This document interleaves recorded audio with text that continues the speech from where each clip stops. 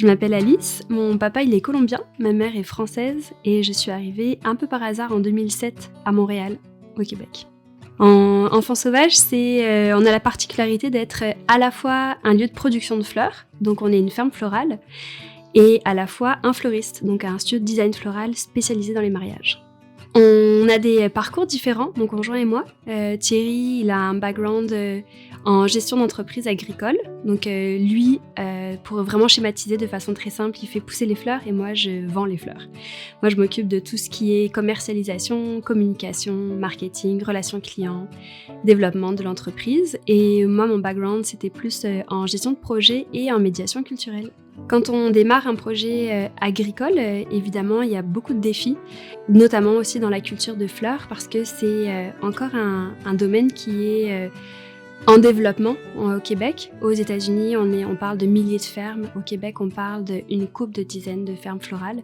Donc, c'est surtout le plus gros défi, je te dirais, ça a été de réaliser un plan d'affaires, d'avoir des données facilement accessibles pour avoir des prévisions financières, des prévisions sur les rendements, des cultures, etc.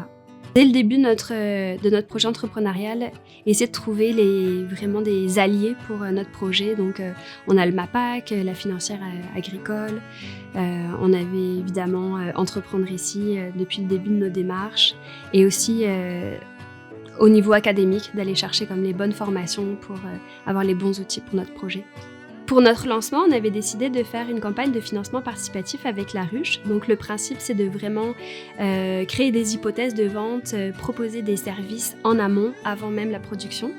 Et puis, ça a été vraiment un gros succès. On a eu un super engouement médiatique de Montréal jusqu'à l'Estrie. On a fait la une des journaux. On est passé plusieurs fois à la radio, à la télévision. Et ça fait en sorte qu'on a vraiment eu notre bassin de clientèle dès la première année, alors qu'on n'avait même pas encore fait pousser une seule fleur.